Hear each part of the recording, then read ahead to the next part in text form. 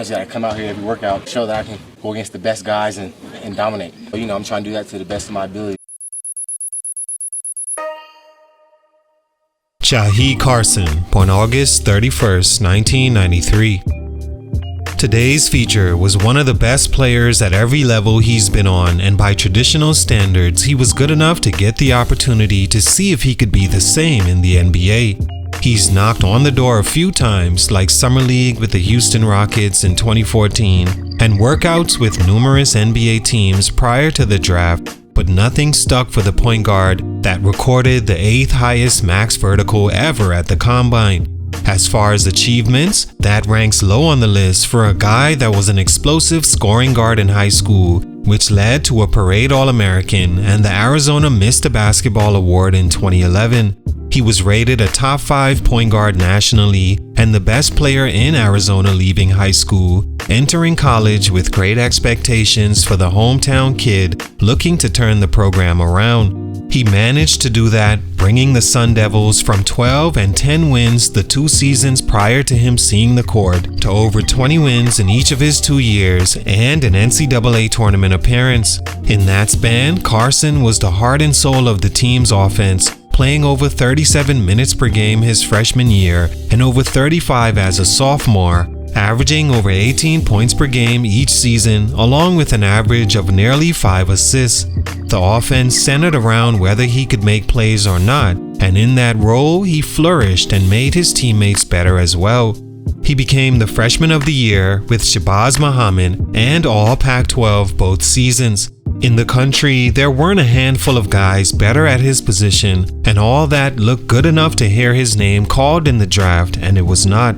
11 point guards or combo guards were taken instead of him, that for different reasons appeared to be a better investment than the 5'11" measured in shoes score-first point guard, whose skills diminished greatly without being able to dominate the ball, having other great players on the team in a league like the NBA. In sports, sometimes being good enough is only a fraction of the battle and only checks one box to cracking the code. When you're considered small at the smallest position, all boxes have to be checked in your favor.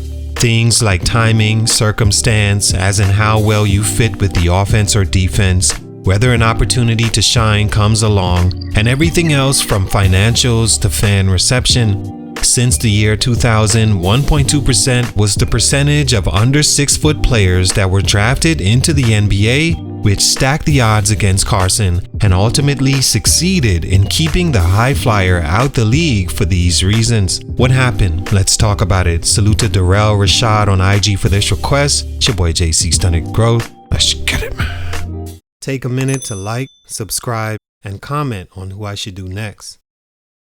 Jahii Carson is a 5'11" point guard from Phoenix, Arizona that starred at Mesa High School in Mesa and Mountain Point prior to.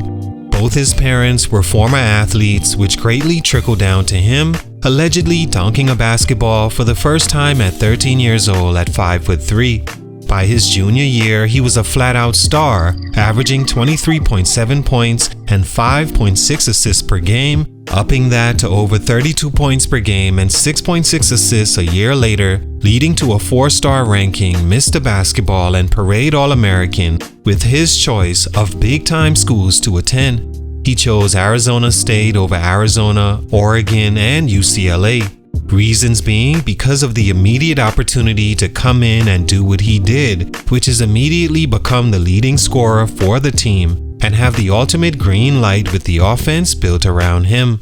It led to some great numbers on paper and showcased that Jahii was certainly good enough, but needed more than that to work in his favor. Stunt number 1, scoring first and mostly. The gift and the curse of being a small point guard is it looks great when you can score against bigger players, and the necessary notoriety that comes with it puts you in a better position, but on a level like the NBA, there could be a circumstance where they need to see if you can do anything else at a high level.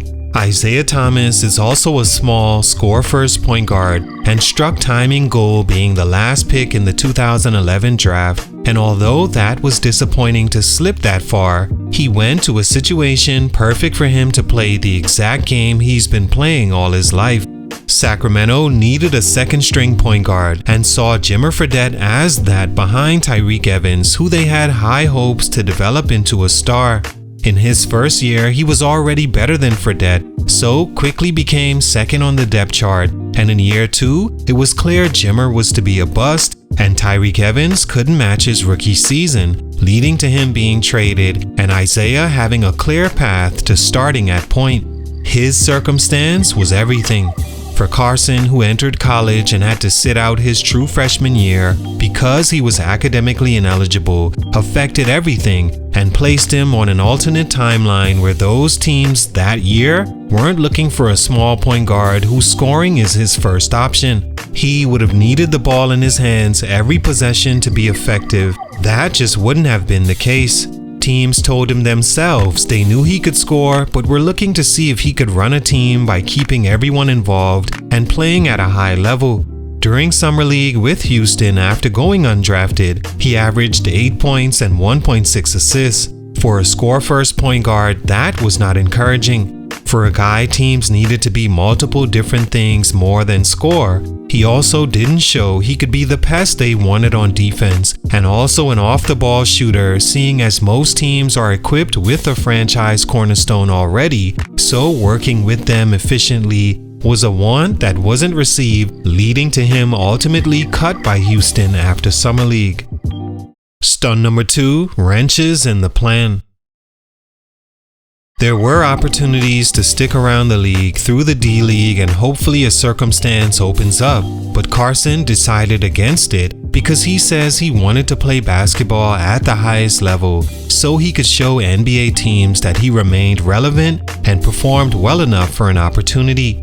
He initially took his talents to Australia and the NBL for the Wollongong Hawks and averaged 14.5 points, 2.5 rebounds, and 2.4 assists per game. It led to the Orlando Magic offering him a Summer League spot on the roster that could have led to him getting to the league much sooner than expected from overseas, but an injury derailed him from being ready in time for that opportunity, and the Magic moved on. Then he took a job in Turkey in 2016 and did well enough for the Oklahoma City Thunder to offer him a training camp look, but once again, because of what he called a minor injury, he couldn't participate in the games or fully show his true value, and that too fell through. Those knocks on the door were much more than most players on the journey to the league ever get. Unfortunately, physically, Carson wasn't able to get up and answer the bell. On top of concerns about his height being a disadvantage for an NBA team, now injuries added to that concern and caused him to miss a few windows that wouldn't come back around. Carson says when you're overseas, it's best to stay locked in and focus on life in that bubble, because stepping outside of it sets you back from the progression you've made, so he discontinued a focus on making the league thereafter. He's had much success overseas, as well as the typical disappointments faced as an import player, describing one time his team did so bad that they made him return his rental car and remove his belongings from the provided apartment and refuse to pay for his ticket back home. His plan was to make it to the NBA before his prime ends, but now 31 years old and years overseas, that may just be a memory of the past. Stunt number 3, closed window. One thing that happens to every player that leaves to go play professionally overseas is a lot of teams forget about you unless you happen to have an extraordinary experience on the floor. It's why many on-the-fence players decide to give up the money they could make overseas to stay right under the NBA's nose in the D-League. If something happens like it did in 2020, you'll be the first name called if your position is needed. But due to 3 years in college, a less than encouraging summer league, and injuries at the wrong times helped close the window on Carson before he could fit his way through. From his perspective, being 31 now and having so much overseas success, the NBA drafts players into their league every year and can find a diminutive point guard much younger and a better fit, and without the risk of investing in a guy that becomes a disadvantage for the team because of his size or lack thereof. Ready or not, opportunity came a few times to grab Jahii Carson, but at every turn, even though good enough, the window closed on him and looks to be for good. All in all, Jahii Carson I think is a nice player, but I agree that his style mixed with his small size as well as missed opportunity derailed his chances of making the NBA. He still had and is having success overseas and has one of the best hoop mixtapes of all time. But for these reasons, his growth was stunted. Salute, much respect. It's your boy JC Stunted Growth, and I'm out.